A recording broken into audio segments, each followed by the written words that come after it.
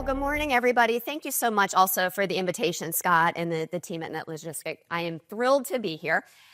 First and foremost, yes, I am from Google. Okay, I am part of Google Cloud, so I cannot fix your YouTube account. I cannot fix your Gmail issues. So I just want to clarify all of that up directly to start. But I joined Google Cloud 5 years ago. And the idea was, well, wait a minute. What do we need to run the best supply chains? Number one is data, right? We have a lot of data in our space.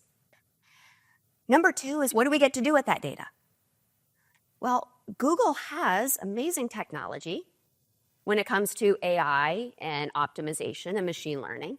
So the job that I get to play is to say, great, how do we take all this amazing technology where we're talking about AI and turn it towards a supply chain problem? So as we look at this, I want to give you some practical examples on where AI is being applied, but I'll also foundationally bring it together to make sure we're on the same page on what are we even talking about, because this space has dramatically changed rapidly over the past several years. Okay. And when we talk about change, you guys are living and breathing this. Past 5 years, we've had a gauntlet thrown at us between geopolitical issues, wars. Now we got tariffs, right? We have all of these things going at it. What's going to truly fuel that innovation? Okay. AI is absolutely going to be a big part of it. And whether we're utilizing it today in our professional lives, we're definitely seeing it also in our personal lives. And if I go back just a little bit, the opportunity to utilize AI in my personal life goes back a lot further than you might think. Okay. This is not AI generated, by the way. Okay. Back in the late 1990s, I was a contestant on The Price is Right. Okay. There I was, and so if you ever watch the show, you get your name called and you have no idea what you're doing, so you run down, you're like, what the heck, and you keep looking backwards at the person that you're with. That was me. So Rod Roddy, this is back in the 90s, so this was Rod Roddy and Bob Barker. So Rod Roddy called my name. I make my way down to contestants row. I was, a year out of college at this stage. Standing in contestants row, and I'm like, oh crap, what's coming out? So out comes what I need bid on, a metal flower cart. I don't know if you remember back to your college days, I was just happy to pay my rent. I was not looking to supply a big metal flower cart for my backyard or my back porch. So remember, I have to go first. No idea. Randomly come up with like $700. The next two people go, and the fourth person, what does she bid? $1.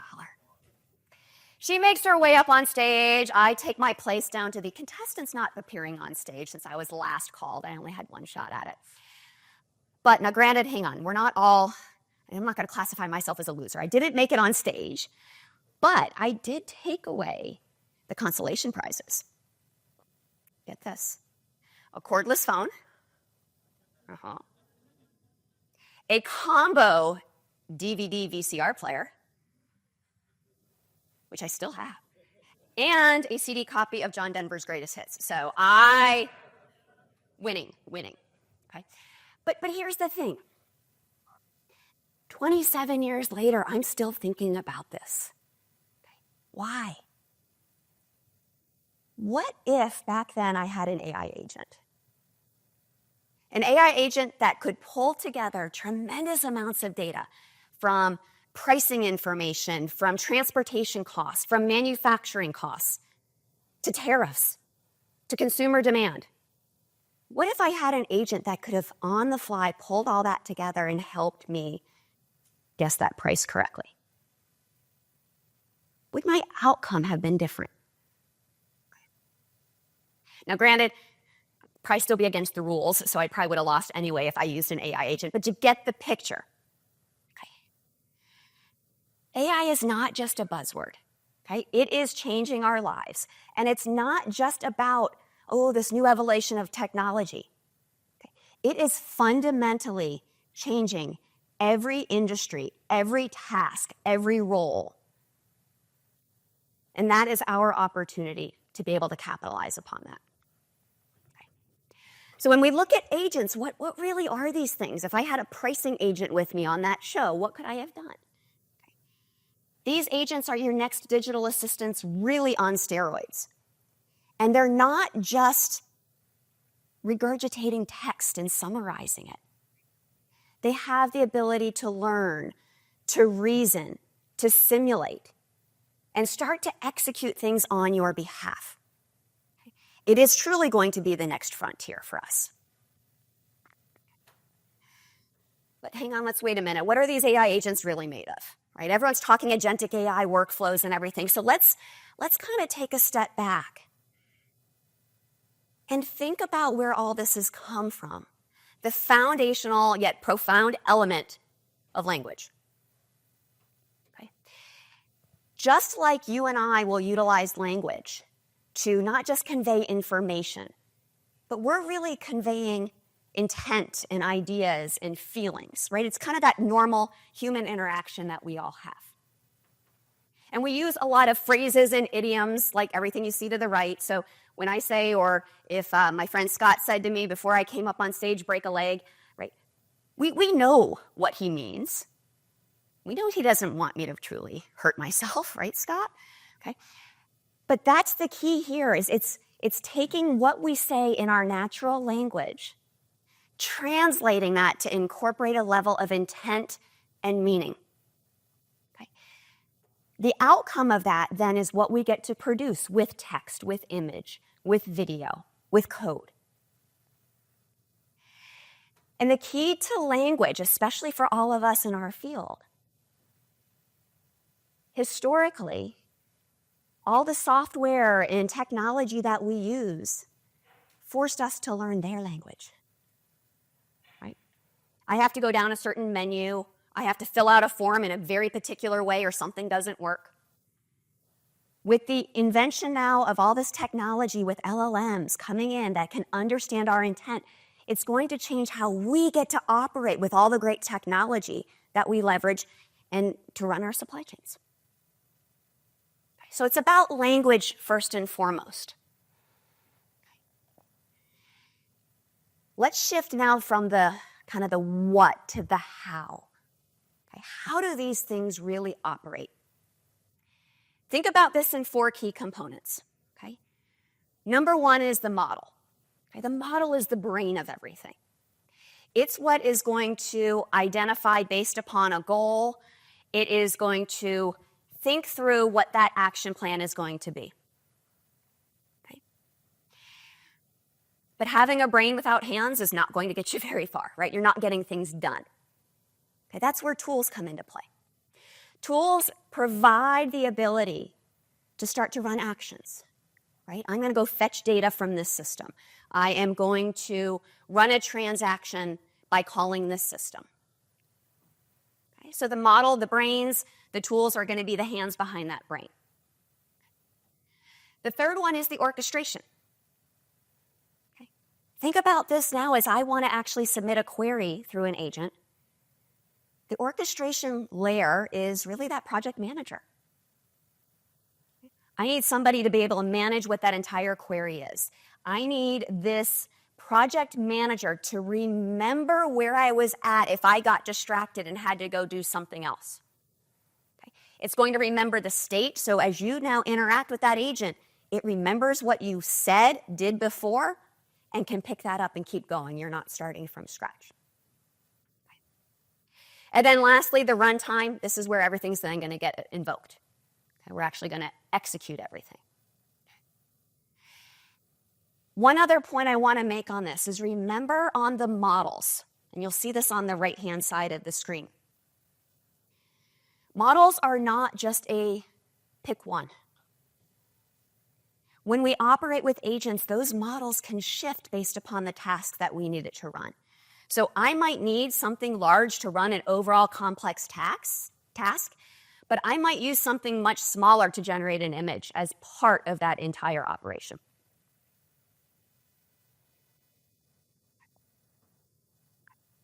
Okay, so we understand what they are, how they operate, but what do they really need? Okay? If you think about this, we've been talking a little bit about prompt engineering for a while now. And everyone says, oh, that's the new skill to have. Okay? All of that is going to come together to be able to have that agent execute on your behalf. Okay? So first and foremost, it needs a goal. What are you wanting it to do? So think about just a routing optimization, right? I need to route this from point A to point B. It's a goal. But then I need to also give it instructions. These are kind of your guardrails associated with how that agent can go ahead and execute. So if I have guardrails, I'm telling it, well, only use these carriers. Make sure you stay under $500, right? It's all the instructions and the guardrails to operate within. Okay. Then I have the knowledge. This is all the additional information that I'm going to pull into that. Okay. And as I mentioned before, the tools are actually, I need to be able to tap into a system to be able to execute all of that. Okay. These four things operating together is what is going to make that agent effective. Okay. So if we look at prompting, the more intelligence you actually can add to that agent by giving it a goal to operate, the better the output that you're going to achieve. Okay. So first and foremost, who's the persona? So think about as you enter in a prompt, I would say, I am a transportation analyst operating in the cold chain space, right? You're giving it the context as the persona so that it understands to tie it into the output. Okay. The recipient, who is this for? Okay. The act, clear and concise. So think about saying, give me a summary of X, Y, and Z. That's great. If you tighten those guardrails and you say, give me a summary of X, Y, and Z, make it 3 bullet points and create them in complete sentences. It's a different level of detailed instructions that you're inputting into that prompt. Okay. So things like adding examples where necessary, all of this becomes that additional insight and knowledge that you're going to feed into an agent to get it to execute something on your behalf.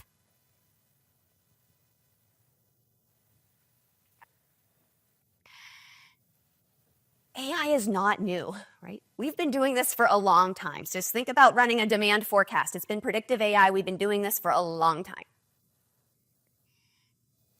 With the new creations of generative AI and LLMs and now agents, now we kind of have this ongoing, I don't want to say maturity curve, but a maturity in terms of the technology advancements. Okay. But I encourage you to think it a little bit like a pyramid to some degree. We cannot operate any of this new technology without data to begin with. Okay. We can talk about all these cool AI use cases, but if your data is all over the place, it's not connected, it's messy, it's inconsistent, it's not clean, I can only operate the AI on top of what's there. So first and foremost, always remember what your enterprise data strategy is. From that, of course, we have the analytics and predictive AI. As I mentioned, we're generating a demand forecast, et cetera. We're kind of used to all of that. The analytics of going back and looking at our old KPIs, what happened in the past, and then, of course, on the predictive side, predicting what we're going to see in the future. Then we had generative AI come into this. Okay, this is what sparked all of that hype a couple of years ago. The big thing about generative AI is it is creating something new that hasn't yet existed. Right? I'm going to take information in, and I'm going to create new text, a new image, a new video that hasn't yet previously existed.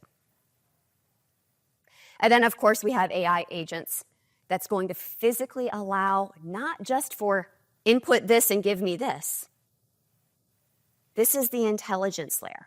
Okay, the agents that can actually reason and execute on your behalf. Okay. And of course, we're not doing all of this without what you see on the right-hand side. Overall enterprise strategy and control operating within the bounds of ethics and security. All of that encapsulates everything else that you're seeing. But a key thing just to remember about this when we talk about predictive AI, generative AI, agentic AI, they are not mutually exclusive. Okay? And it's not a maturity curve of, now I'm going to graduate and I'm going to move up to generative AI. Okay?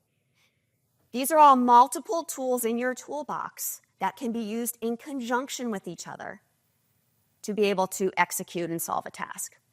Okay? So I'll be utilizing them interchangeably and in conjunction with each other, depending upon the task at hand. Okay. Do we have football fans in the room? Yeah? Chicago? Bears? Yeah? Wendy, I know you got a couple there.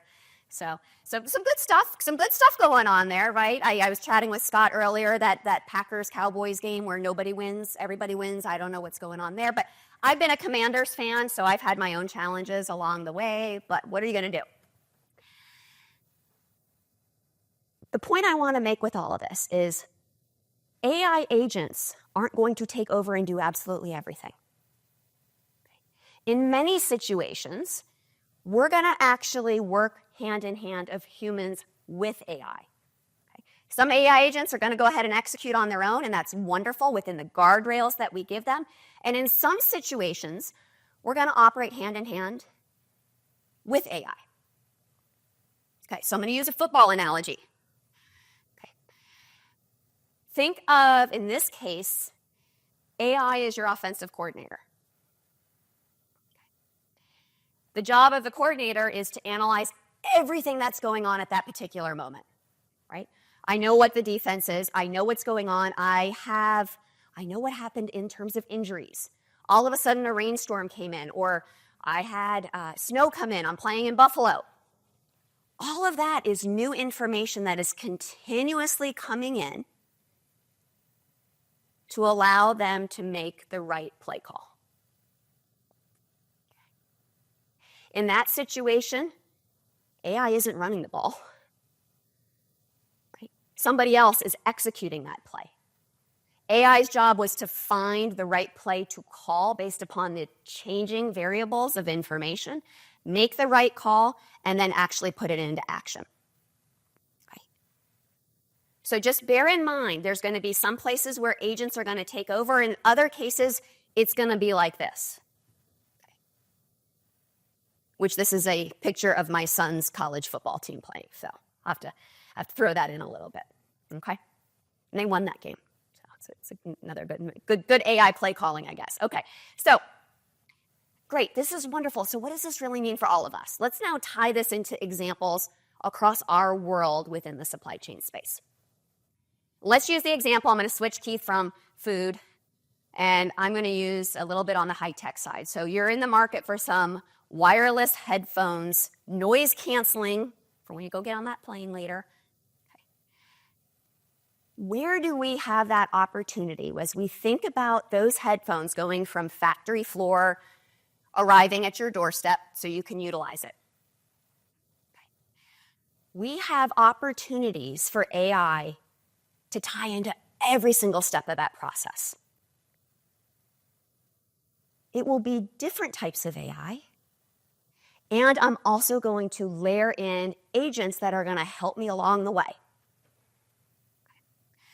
I can start upstream from planning. I can look at it through sourcing. I can talk about inventory management and optimization. I can get into the end stream execution plans from a warehousing, transportation, final mile delivery. I'm going to find the right AI combination for each of these tasks. Okay. So let's kind of take that journey and keep going down the path. Let's start upstream with planning, because I will always say it all starts with the forecast. Okay. So here, this is a great example of predictive AI. Again, we've been doing this forever. I need to take into account multiple sets of variable information from consumer demand to the hottest trends on noise-canceling headphones to what my competition is doing, to what my inventory statuses are, to what the next version is that's going to come out. I might have a demand planning agent operating side by side with me to assess and give me summaries of those trends that I can then bring in to help create the best forecast possible. Okay? So first and foremost, I got to ensure those headphones are going to show up somewhere at a store or on an online store to be ordered. But we all know nothing runs smoothly after that, right? I have a forecast, I start to put things into play, and disruptions are going to happen. Inevitable. So if I were to look at this and say, maybe I'm manufacturing these headphones, critical component of a battery actually moves to my manufacturing facility via rail. I got hazardous materials, I got to worry about all that fun stuff. What if AI helps me understand and predict a rail strike that's occurring? It helps me run simulation scenarios to identify, well, maybe I should shift this into a truck routing, or maybe this delay can be used to go to a different manufacturing facility. And in those cases, I could utilize an agent to perhaps kick off a new contract if I'm going to ship it in a different form or function with a new logistics provider. So I'm going to use agents, again, on the predictive side, on the agentic side. Those pallets of headphones come into a warehouse facility. Every point of handling has the opportunity for something to be damaged. What if now I'm using what we call multimodal AI? I'm not just looking at text in and text out. I'm not looking just at text in and image out. But I utilize the AI to actually assess the damage using video and photos. I have a model that's trained to understand what the damage is. So it's trained, and in this example, it comes out and says, my assessment is slight damage. Here's the reasoning why I say slight damage, because it understands and it's providing that reasoning. And then even ties it back into the contract to understand what a liability clause might be. Opportunities to utilize multimodal AI in a variety of different ways.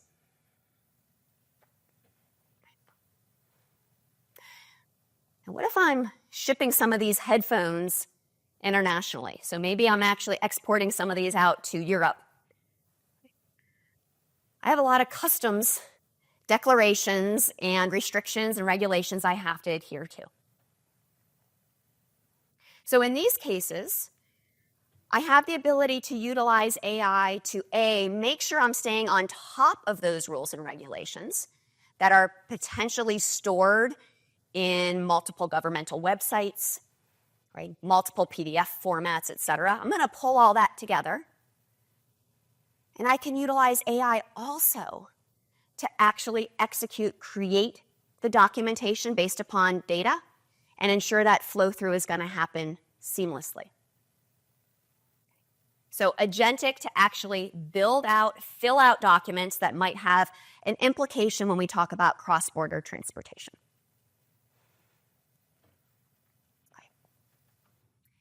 Lastly, it's all about the customer, right? You want those headphones delivered to you. You want to be happy. You want your customer to be happy. So in that entire route, we can go ahead. We can optimize the routes, of course. AI has been doing this from an optimization goal-oriented perspective. We can do the tracking and tracing. We can highlight a predictive ETA, something that's going to be delayed along the way.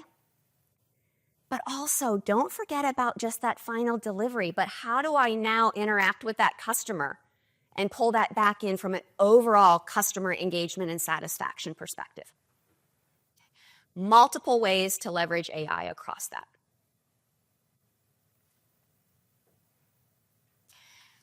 So the supply chain runs seamlessly, AI-powered, agentic support.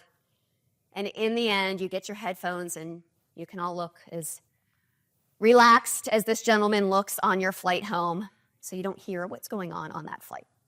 Okay. Point A to point B. What I'll encourage you to do is to think about the use cases along the path where AI can have a level of support. It's supporting the systems and the structures that are already in place, and it can operate within and amongst everything that's already operating your supply chains.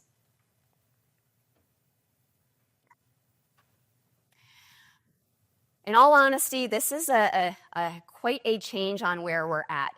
You know, Scott, you mentioned 31 years. I'm trying to catch up. I got 28. Things are changing so dramatically, and they are indeed so exciting as well. Now, if you look at the overall trends that are part of this and fueling all of this, I mentioned earlier multimodality. Again, this is not input a question and get a text response. This is, I want to actually interact with it.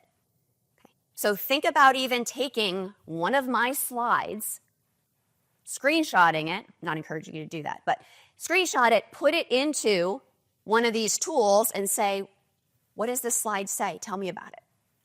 It's reading an image and actually interpreting as well. Things are absolutely going to be agentic. Okay? Agents are going to work hand in hand with all of us as professionals, and that will go across the supply chain. A transportation analyst, a demand planner, an inventory specialist, a site manager, you name it, AI is going to have a role to play making things happen seamlessly, smoothly, and more efficiently. And it's all going to be encapsulated by what this new knowledge frontier is. Okay. It's reimagining how all of us are operating in our day-to-day lives, how we find information, how we generate insights, and how we actually perform actions.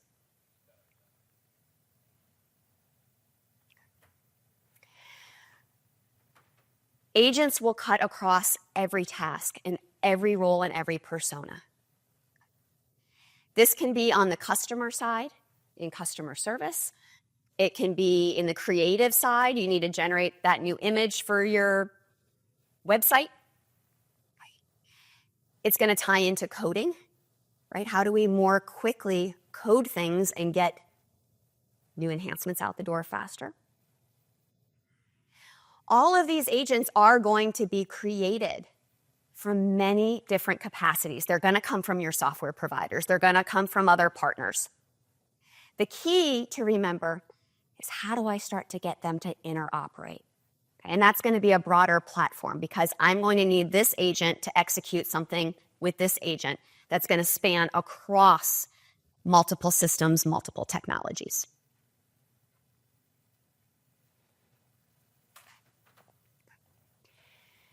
So just remember that AI is here.